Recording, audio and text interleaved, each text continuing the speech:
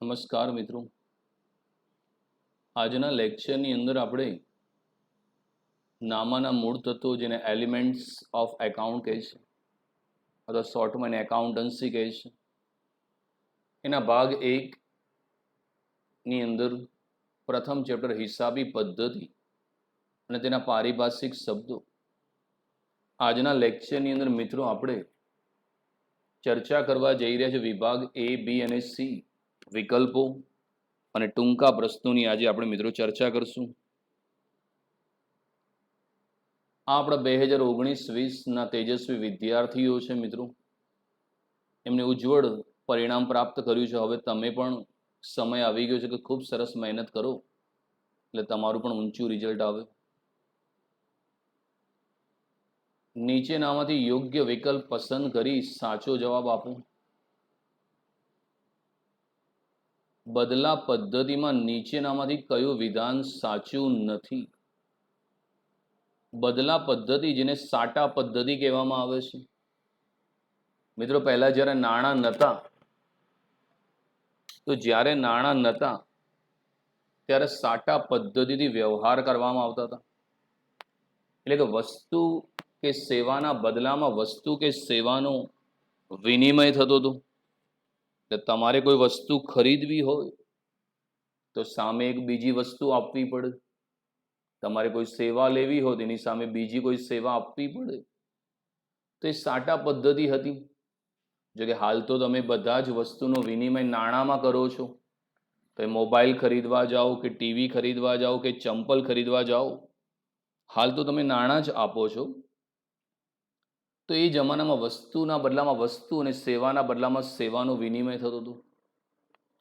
હવે આપણો ક્વેશ્ચન ધ્યાનથી વાંચો. બદલા પદ્ધતિમાં નીચેનામાંથી કયું વિધાન સાચું નથી શોધવાનું છે. તો વસ્તુના બદલામાં વસ્તુની લેવડ દેવડ તો સાચું છે. સેવાના બદલામાં વસ્તુની લેવડ દેવડ એ સાચું છે. વસ્તુ કે સેવાના બદલામાં વસ્તુ કે સેવાની લેવડ દેવડ એ પણ સાચું છે. પણ આપણે શું લાવું? સાચું નથી. તો એ આવશે. વસ્તુના બદલામાં નાણાંની લેવડ દેવડ એ સાચું નથી, કેમ કે બદલા પદ્ધતિ વગર નાણાં અસ્તિત્વમાં નહોતા, એટલે આ વિધાન સાચું નથી. તો આન્સર છે એ. વસ્તુના બદલામાં નાણાંની લેવડ દેવડ થાય છે, વિધાન સાચું નથી. ક્વેશ્ચન નંબર 2 છે, હિસાબી પદ્ધતિની મર્યાદા કઈ છે? તો જે એકાઉન્ટિંગ આપણે ઇંગ્લિશમાં કહીએ છીએ, નામા પદ્ધતિ કહીએ છીએ, એને હિસાબી પદ્ધતિ તરીકે પણ ઓળખવામાં આવે છે. અને આપણો ક્વેશ્ચન એ છે કે એની મર્યાદા શું છે? તો આપણે ગયા લેક્ચરમાં નામા પદ્ધતિની મર્યાદાની ચર્ચા કરેલી. હવે આપણો ક્વેશ્ચન એ છે કે એની મર્યાદા કઈ છે?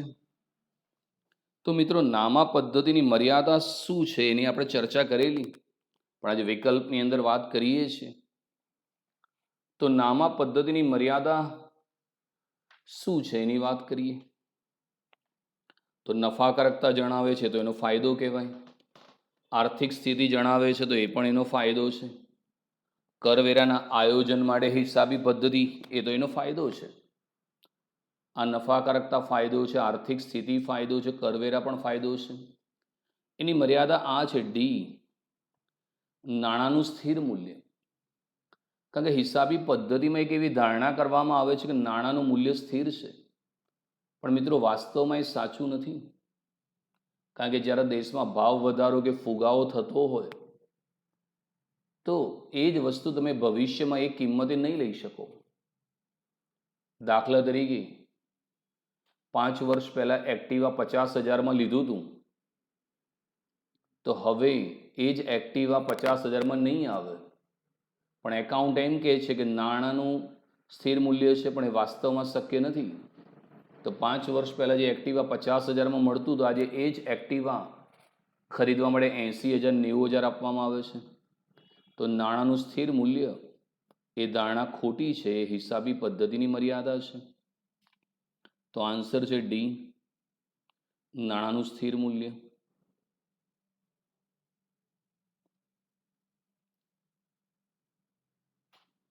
ત્યાર પછીની આપણે વાત કરીએ છીએ વિધાનની અંદર,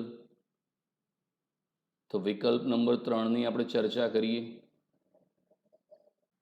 ત્રીજું છે મિત્રો, હિસાબી પદ્ધતિને ખાલી જગ્યા નામે ઓળખવામાં આવે છે. તો હિસાબી પદ્ધતિને ઐતિહાસિક હિસાબી પદ્ધતિ તરીકે ઓળખવામાં આવે છે. હિસ્ટોરિકલ કોસ્ટ એકાઉન્ટિંગ સિસ્ટમ તરીકે એને ઓળખવામાં આવે છે. તો આન્સર છે એ.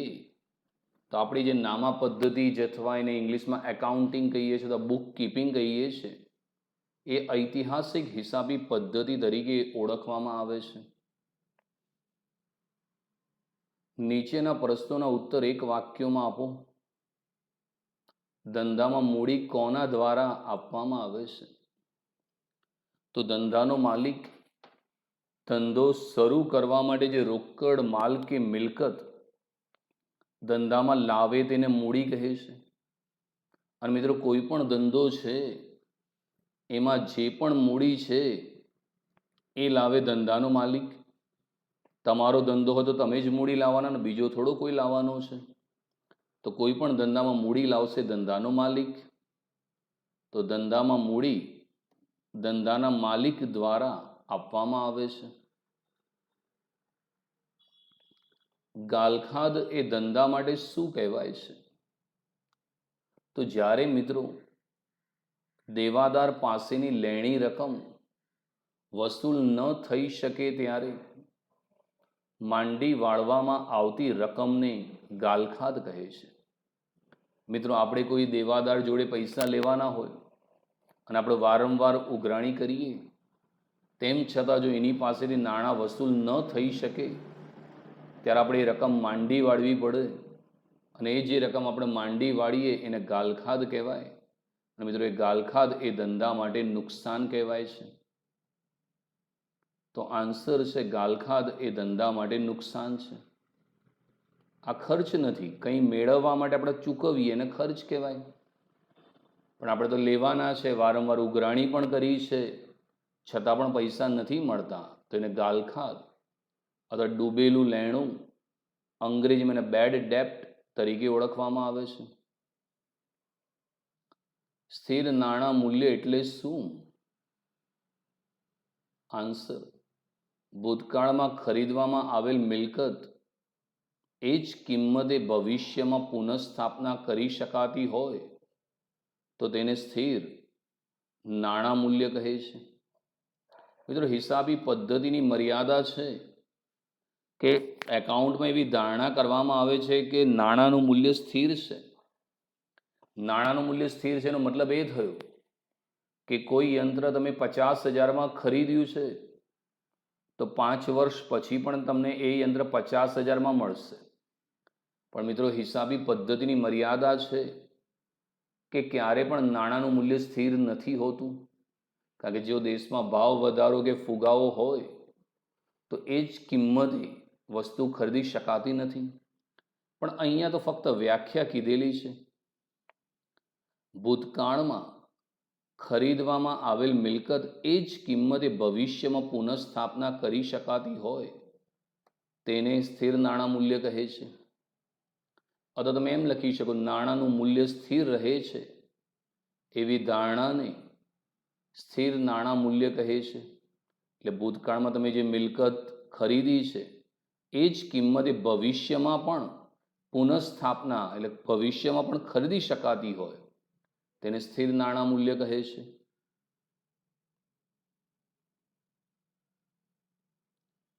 ત્યાર પછીની આપણે વાત કરીએ છીએ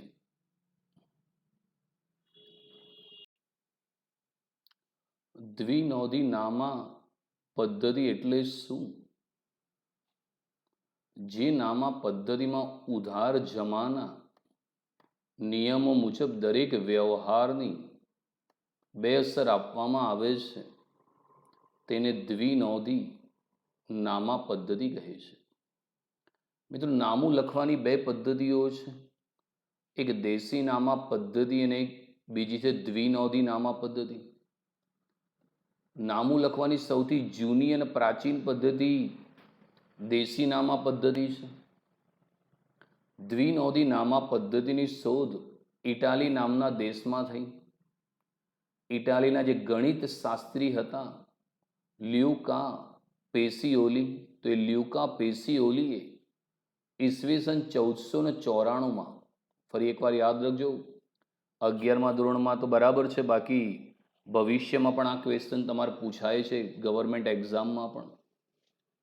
દ્વિનોંધી નામા પદ્ધતિની શોધ ઇટાલીના ગણિત શાસ્ત્રી લ્યુકા પેસિઓલીએ ઈસવીસન 1494માં કરી હતી. મિત્રો, દ્વિનો મતલબ થાય બે વસ્તુને દ્વિ કહેવામાં આવે છે. તો દ્વિનોંધી નામા પદ્ધતિમાં દરેક વ્યવહારની બે અસર આપવામાં આવે છે. એક અસર ઉધાર, તો બીજી અસર જમા. જેમ મકાન હોય એનો પાયો બનાવવામાં આવે, એમ દ્વિનોંધી નામા પદ્ધતિનો જે પાયો છે એ ઉધાર જમાના નિયમો છે, જે આપણે બીજા સ્વાધ્યાય નંબર 2માં ભણવાના છીએ. આ વસ્તુ તમારે સ્વાધ્યાય નંબર 2માં આવશે, પછી તમે એકાઉન્ટનું માસ્ટર થઈ જશો.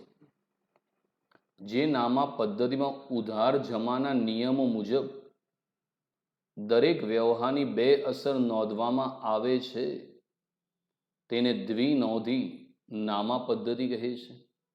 આ એનો પાયો છે મિત્રો, ઉધાર જમાના નિયમો. જેમ આપણો બે હાથ છે, ડાબો અને જમણો, તો એકાઉન્ટમાં જે નામામાં જે ડાબી બાજુ છે એને ઉધાર બાજુ, જમણી બાજુ છે ને જમા બાજુ કહે છે. તો જે નામા પદ્ધતિમાં ઉધાર જમાના નિયમ મુજબ દરેક વ્યવહારની બે અસર નોંધવામાં આવે છે તેને દ્વિનોંધી નામા પદ્ધતિ કહે છે. મળેલ વટાવ એ ઉપજ છે કે ખર્ચ જણાવો. મળેલ વટાવ, તો જ્યારે મિત્રો આપણે ખરીદી કરવા જઈએ તો સામેના વેપારી પાસેથી જે વટાવ આપણને મળે છે, એટલે કે માલની જે વેચાણ કિંમત છે એના કરતાં આપણે જે રકમ એને ઓછી ચૂકવીએ છીએ, દાખલા તરીકે 510 રૂપિયાની વસ્તુ હોય અને એ વેપારી 10 રૂપિયા ઓછા કરી આપે તો આપણે એને 500 ચૂકવીએ, તો 510ની રકમ માટે આપણે 500 રૂપિયા ચૂકવ્યા, તો આપણે જે 10 રૂપિયા ઓછા ચૂકવ્યા એ મળેલ વટાવ છે ને એ ધંધાની ઉપજ છે.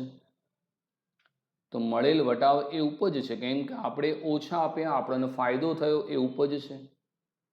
આની જગ્યાએ એવું હોય આપેલ વટાવ, એટલે આપણે ગ્રાહકનો વટાવ આપીએ તો એ ખર્ચ કહેવામાં આવે. એક ઉદાહરણ આપું, તમે રિલાયન્સના મોલમાં કરિયાણું ખરીદી કરવા ગયા અને તમને જે માલની છાપેલી કિંમત છે MRP, એના પર તમને જે વટાવ મળ્યો, તો જે વટાવ તમને મળ્યો એ તમારા માટે ઉપજ કહેવાય. જ્યારે રિલાયન્સના મોલે તમને વટાવ આપ્યો, તો તમને વટાવ આપ્યો તો તમારા માટે ખર્ચ કહેવાય. તો રિલાયન્સ મોલે વટાવ આપ્યો તો રિલાયન્સ મોલ માટે એ વટાવ ખર્ચ છે. જ્યારે આપણે ગ્રાહક છીએ, આપણને વટાવ મળ્યો તો જેને મળે એના માટે ઉપજ, અને જેને વટાવ આપ્યો એના માટે ખર્ચ છે. લેણદાર કોને કહે છે? જે વ્યક્તિ પાસેથી ઉધારમાં માલ ખરીદવામાં આવે તે ધંધાનો લેણદાર બને છે. તો મિત્રો, વ્યવહારમાં ઘણા બધા વ્યવહાર ઉધારમાં થતા હોય છે. હવે જ્યારે કોઈ વ્યક્તિ પાસેથી આપણે ઉધારમાં માલ કે સેવા ખરીદીએ તો જ્યાં સુધી આપણે એને રકમ નથી ચૂકવતા ત્યાં સુધી આપણો લેણદાર કહેવામાં આવે છે. દાખલા તરીકે તમે તિથિ બુક સ્ટોર્સમાંથી સ્ટેશનરી ઉધારમાં ખરીદી છે, તો તમે સ્ટેશનરી ઉધારમાં ખરીદી, તમારે એને પૈસા આપવાના બાકી છે, તો જ્યાં સુધી તમે એને પૈસા ન આપો ત્યાં સુધી તમારી દ્રષ્ટિએ, તમારા માટે તિથિ બુક સ્ટોર્સ એ ધંધાનો લેણદાર કહેવાય, અને તિથિ બુક સ્ટોર્સ માટે તમે દેવાદાર કહેવાશો. તો જે વ્યક્તિ પાસેથી ઉધારમાં માલ કે સેવા ખરીદવામાં આવે તે ધંધાનો લેણદાર બને છે. નીચેના પ્રશ્નોના ટૂંકમાં જવાબ આપો. આર્થિક વ્યવહારો સમજાવો. આર્થિક વ્યવહાર એટલે જેનું નાણાંમાં મૂલ્ય આપી શકાય. ધંધાકીય વ્યવહારો હંમેશા આર્થિક વ્યવહારો હોય છે. રોકડ વ્યવહાર નાણાં સ્વરૂપે થાય છે. શાક કે ઉધાર વ્યવહારમાં નાણાં ભવિષ્યમાં મળવાના કે ચૂકવવાના છે, પરંતુ તેનું નાણાકીય મૂલ્ય વર્તમાન સમય નક્કી થાય છે. આર્થિક વ્યવહાર રોકડના માધ્યમથી કે ઉધારની શરતે અસ્તિત્વમાં આવે છે. તો આર્થિક વ્યવહાર એમાં અર્થ શબ્દ આવ્યો. અર્થ એટલે કશુંક મેળવવું. જો કે આપણે લોકો અર્થનો મતલબ નાણું સમજીએ છીએ. તો મિત્રો, ધંધાની અંદર જે વ્યવહારો થાય છે એમાં જે વ્યવહારનું મૂલ્ય નાણાંમાં આંકી શકાય એના આર્થિક વ્યવહાર કહેવામાં આવે છે.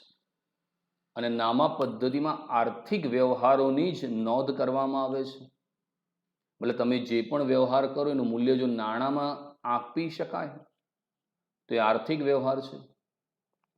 ધંધાની અંદર બે વ્યવહાર થતા હોય છે, એક રોકડમાં વ્યવહાર અને એક ઉધારમાં વ્યવહાર.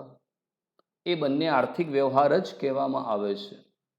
કારણ કે રોકડ વ્યવહારમાં તરત જ તમને નાણાં મળવાના છે અને ઉધાર વ્યવહારમાં તમને ભવિષ્યમાં નાણાં મળવાના છે. અથવા તમે ઉધારમાં ખરીદ્યો, તમારે ચૂકવવાનું છે. અને તમે કોઈ પણ વ્યવહાર કરો છો તો એનું મૂલ્ય નાણાંમાં આંકવામાં આવે છે. દાખલા તરીકે તમે પેટ્રોલ પુરાવા ગયા કે ભાઈ 200 રૂપિયાનું પેટ્રોલ પૂરજે, તો તમે પેટ્રોલનું મૂલ્ય 200 રૂપિયા એટલે નાણાંમાં આંક્યું. તમે પેન લેવા ગયા તો પેનની કિંમત 5 રૂપિયા કે 10 રૂપિયા, તો એનું મૂલ્ય નાણાંમાં આંકવામાં આવ્યું. તમે મોબાઈલ ખરીદ્યો તો મોબાઈલ 5,000, 10,000, 15,000, 20,000, તો એનું મૂલ્ય નાણાંમાં આંકવામાં આવ્યું. તો જે વ્યવહારનું મૂલ્ય નાણાંમાં આંકી શકાય એને આર્થિક વ્યવહાર કહે છે. પછી રોકડ વ્યવહાર હોય કે ઉધાર વ્યવહાર હોય, એ આર્થિક વ્યવહાર જ કહેવાય. રોકડ વ્યવહારમાં તરત જ નાણાં સ્વરૂપે મળે છે અથવા ચૂકવાય છે, જ્યારે ઉધાર વ્યવહારમાં ભવિષ્યમાં લેવડ દેવડ થાય છે. જવાબદારીના પ્રકારો જણાવો. જવાબદારીના પ્રકારો સંબંધના આધારે અને સમયના આધારે નીચે મુજબ પાડી શકાય છે. આપણે ભૂતકાળમાં ચર્ચા કરી છે. સંબંધના આધારે આંતરિક જવાબદારી અને બાહ્ય જવાબદારી. જવાબદારીનો મતલબ એ થાય કે ધંધાએ ચૂકવવા પાત્ર જે રકમ છે ને જવાબદારી અથવા દેવું કહેવામાં આવે છે. સંબંધના આધારે આંતરિક છે. ધંધાની અંદર મિત્રો ધંધો અને ધંધાનો માલિક, એકાઉન્ટની અંદર ધંધો અને ધંધાનો માલિક એ અલગ ગણવામાં આવે છે. માલિક ધંધામાં મૂડી રોકે તો એ ધંધાની આંતરિક જવાબદારી બની જાય છે. અને બાહ્ય જવાબદારી, ધંધાએ ત્રાહિત વ્યક્તિને ચૂકવવા પાત્ર રકમ એ બાહ્ય જવાબદારી છે. દાખલા તરીકે કર્મચારીને પગાર ચૂકવવાનો બાકી, વીજળીનું બિલ ચૂકવવાનું બાકી, ઉધારમાં માલ ખરીદ્યો હોય તો એના નાણાં પણ ભવિષ્યમાં ચૂકવવાના છે, તે બાહ્ય જવાબદારી છે. સમયના આધારે જવાબદારીના પ્રકારો તો ચાલુ જવાબદારી અને બિનચાલુ જવાબદારી. ચાલુ જવાબદારી એટલે કે જે જવાબદારીની મુદત 1 વર્ષ કરતાં ઓછી હોય એ ચાલુ જવાબદારી છે. એટલે આ જવાબદારી તમારે 1 વર્ષની અંદર ચૂકવી દેવાની હોય છે મિત્રો. બિનચાલુ જવાબદારી તો જે જવાબદારીની મુદત 1 વર્ષ કરતાં વધુ સમયની હોય એને બિનચાલુ જવાબદારી કહેવાય. દાખલા તરીકે હું તમારી પાસેથી 10,000 રૂપિયા ઉછીના લઉં અથવા વ્યાજે લઉં અથવા લોન લઉં અને મારે 6 મહિનામાં તમને પૈસા ચૂકવવા છે, તો મેં તમારી પાસે નાણાં લીધા પણ 6 મહિનામાં ચૂકવવાના છે, તો એ ચાલુ જવાબદારી કહેવાય. પણ માની લો કે 10,000ની હું બેંકમાંથી લોન લઉં 5 વર્ષ માટે, તે 5 વર્ષ માટે લોન લીધી તો એમાં એના પૈસા મારે 5 વર્ષમાં ચૂકવવાના છે, તો બિન ચાલુ જવાબદારી કહેવામાં આવે છે. તો જે જવાબદારીની મુદત 1 વર્ષ અથવા તેના કરતાં ઓછી હોય એ ચાલુ જવાબદારી છે, અને જે જવાબદારીની મુદત 1 વર્ષ કરતાં વધુ હોય એ બિન ચાલુ છે.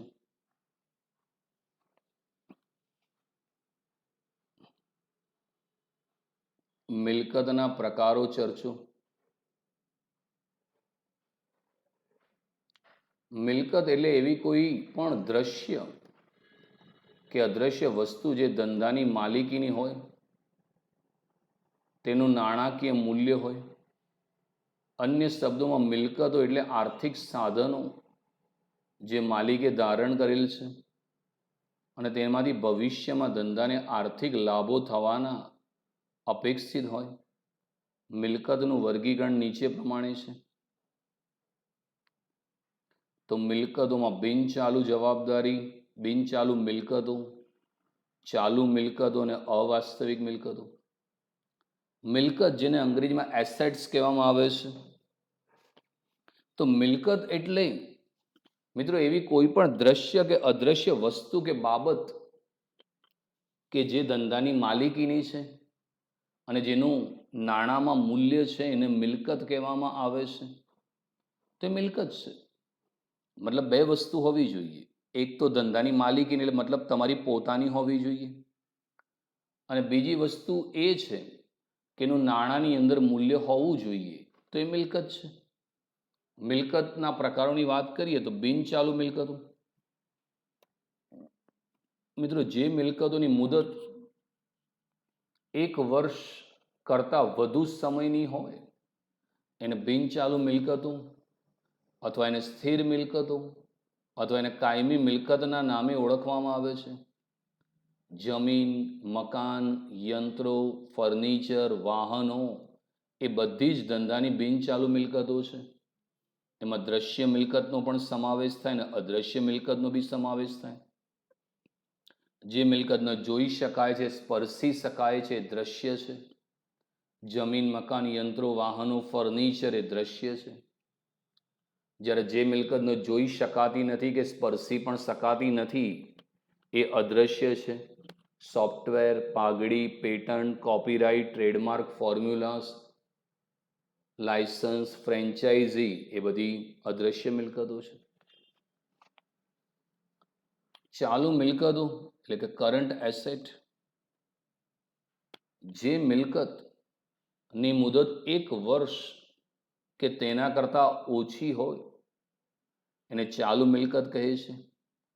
આ મિલકતોનું મિત્રો ઝડપથી રોકડમાં રૂપાંતર થઈ જતું હોય છે.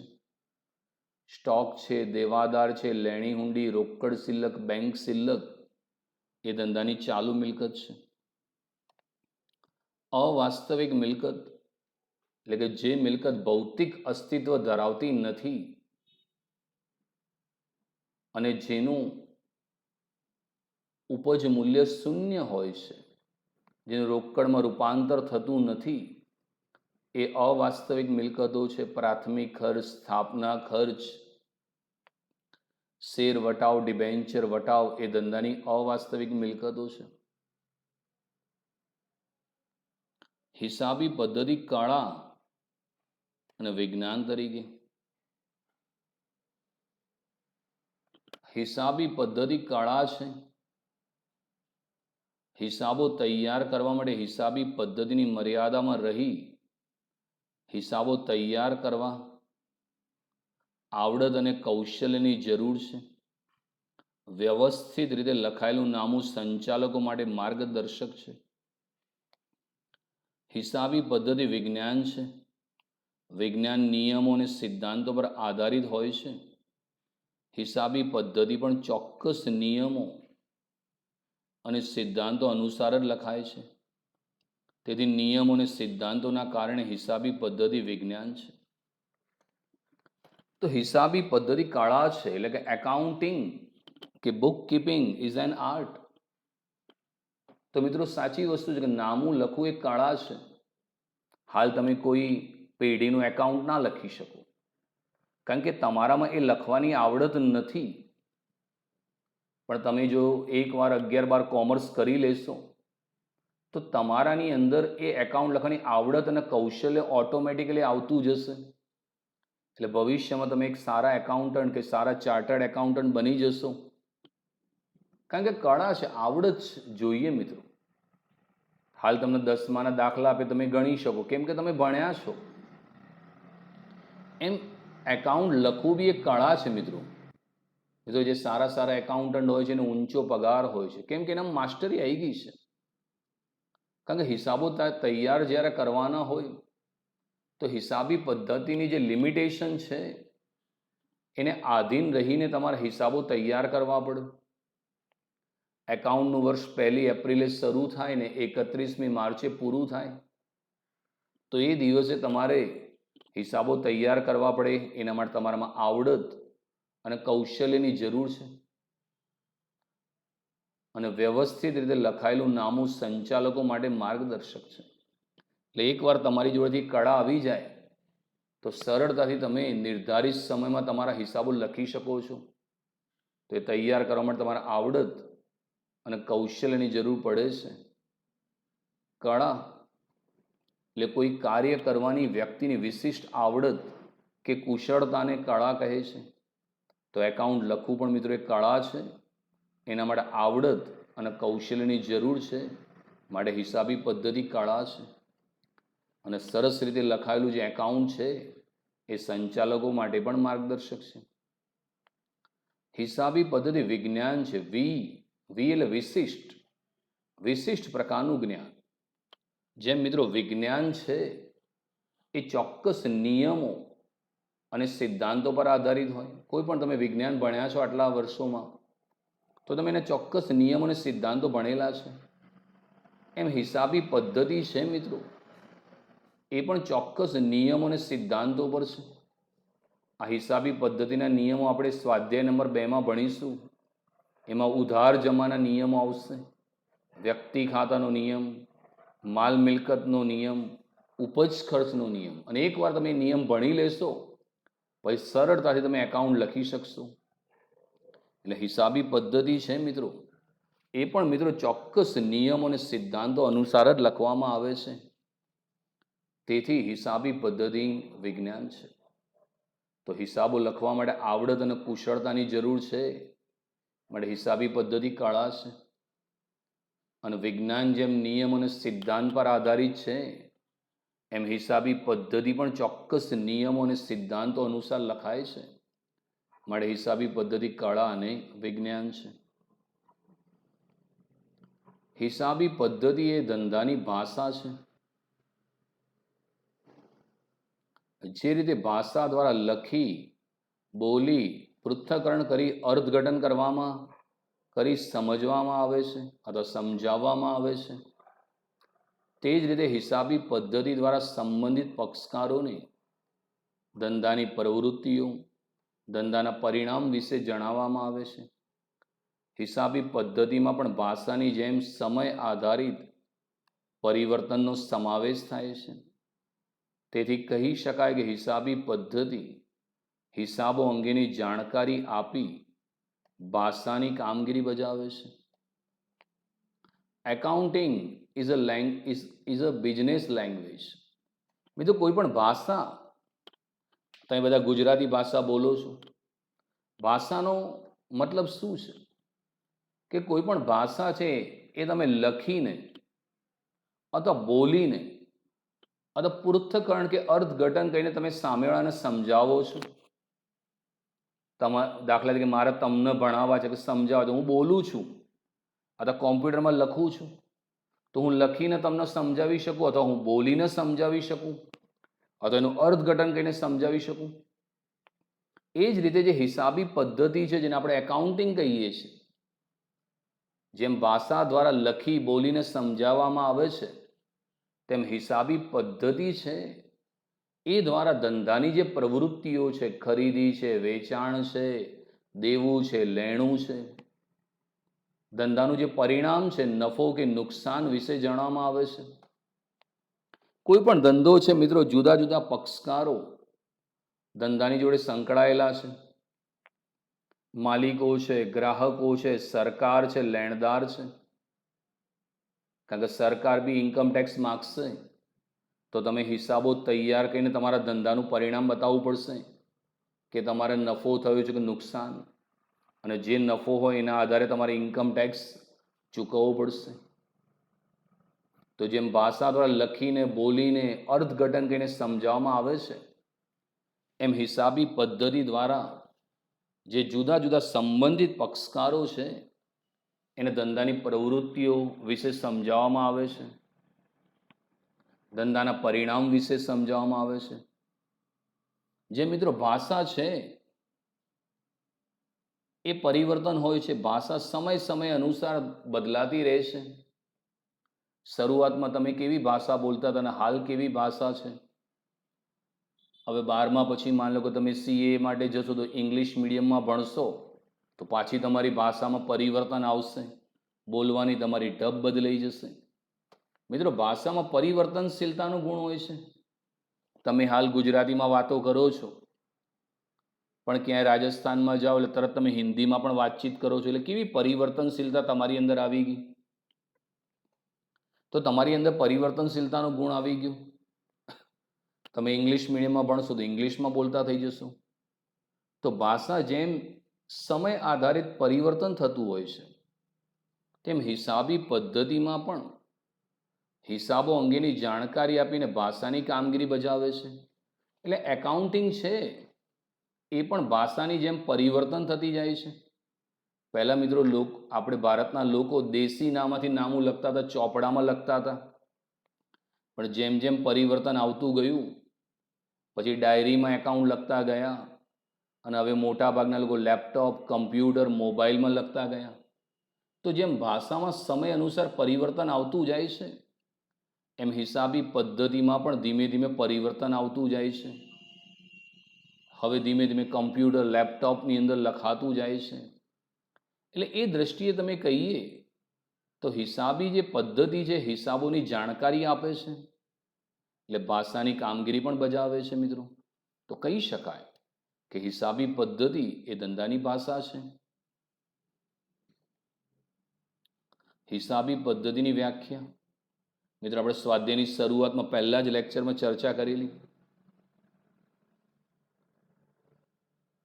હિસાબી વ્યવસાયની જુદી જુદી સંસ્થાઓ દ્વારા હિસાબી પદ્ધતિને વ્યાખ્યાના સ્વરૂપે રજૂ કરવામાં આવેલ છે. આ વ્યાખ્યાઓના આધારે હિસાબી પદ્ધતિના ખ્યાલને સમજી શકાય છે. American institute of certified public accountants, AICPA, A for America, I for Institute, C for Certified, P for Public and A for Account. તો AICPA American institute of certified public એકાઉન્ટ્સે વ્યાખ્યા આપી છે. હિસાબી પદ્ધતિએ વ્યવહારો અને બનાવો જે નાણાકીય લક્ષણ ધરાવતા હોય તેમને નાણાંના સ્વરૂપે નોંધવાની, વર્ગીકરણ કરવાની તેમજ તારણો કાઢીને તેના પરિણામોનું અર્થઘટન કરવાની કળા છે. તો હિસાબી પદ્ધતિ જેને આપણે એકાઉન્ટિંગ કહીએ છીએ એ વ્યવહારોને બનાવો જે નાણાકીય લક્ષણ ધરાવતા હોય. મિત્રો, એકાઉન્ટની અંદર એવા જ વ્યવહારો નોંધવામાં આવે છે જેનું મૂલ્ય નાણાંમાં આંકી શકાય, મતલબ આર્થિક વ્યવહારોની જ નોંધ કરવામાં આવે છે. એટલે એ વ્યવહારોને બનાવો જે નાણાકીય લક્ષણ ધરાવતા હોય, જે વ્યવહારનું મૂલ્ય નાણાંમાં આંકી શકાય એવું હોય તેને નાણાંના સ્વરૂપે નોંધવાની. એટલે એકાઉન્ટમાં ખરીદી લખી તો ખરીદી કેટલા રૂપિયાની, 5,000, 10,000 એમ નાણાંમાં લખવામાં આવે છે. કદી એમ ના ખરીદી પછી પૈસા ના લખે એવું ના ચાલે. ખરીદી તો રૂપિયા લખવા પડે, વેચાણ તો રૂપિયા લખવા પડે, પગાર તો રૂપિયા લખવા પડે. એટલે નાણાંના સ્વરૂપે નોંધવાની, એનું વર્ગીકરણ કરવામાં આવે. કોઈ પણ વ્યવહારથી એનું વર્ગીકરણ થાય કે આ વ્યવહારથી ધંધાને આવક થઈ રહી છે, ધંધાને ખર્ચ થઈ રહ્યો છે, એનું વર્ગીકરણ કરવામાં આવે છે. આ ધંધાની મિલકત છે, ધંધાનું દેવું છે, દ્રશ્ય મિલકત છે, અદ્રશ્ય મિલકત છે, એનું વર્ગીકરણ કરવામાં આવે છે. તો એ વ્યવહારોનું વર્ગીકરણ થાય છે, તેમજ તારણો કાઢવામાં આવે છે. દરેક વ્યવહારથી એનું તારણ કાઢવામાં આવે છે કે ભાઈ ધંધાની નાણાંની સ્થિતિ શું છે, મિલકતો દેવા કરતાં વધુ છે કે દેવા મિલકતો કરતાં વધુ છે, એના તારણો કાઢવામાં આવે અને તેના પરિણામોનું અર્થઘટન કરવાની કળા છે. પરિણામ, જેમ તમે પરીક્ષા આપો પછી તમારું પરિણામ આવે કે ભાઈ કેટલા ટકા આવ્યા, એમ ધંધાનું પરિણામ 31મી માર્ચે જ્યારે ધંધાનું હિસાબી વર્ષ પૂરું થાય એટલે પરિણામ નીકળે. ધંધાની આવકની રકમ એ ધંધાના ખર્ચ કરતાં વધુ હોય તો નફો થાય, અને જો ધંધાના ખર્ચની રકમ ધંધાની આવક કરતાં વધુ હોય તો ધંધાને ખોટ જાય. તેવા પરિણામોનું અર્થઘટન કરવાની કળા છે. કળા એટલા માટે કારણ કે નામું લખવું છે હિસાબી પદ્ધતિ, તો એના માટે આવડત અને કૌશલ્યની જરૂર છે. એકવાર તમે 11-12 કોમર્સ ભણી લેશો, એકાઉન્ટના નીતિ નિયમો ભણી લેશો, તો તમારામાં એક કળા આવી જશે, તો તમે સરસ રીતે એકાઉન્ટ લખી શકશો. તો હિસાબી પદ્ધતિ વ્યવહારોને બનાવો, જે નાણાકીય લક્ષણ ધરાવતા હોય તેમને નાણાંના સ્વરૂપે નોંધવાની, વર્ગીકરણ કરવાની, તેમજ તારણો કાઢીને તેના પરિણામોનું અર્થઘટન કરવાની કળા છે. તો મિત્રો, આજના લેક્ચરની અંદર આપણે ખૂબ જ અગત્યની થિયરીની ચર્ચા કરી, અગાઉ પણ આપણે કરી ચૂક્યા છીએ. તો સરસ રીતે ચોપડામાં લખીને તૈયાર કરી નાખજો મિત્રો. Thank you very much.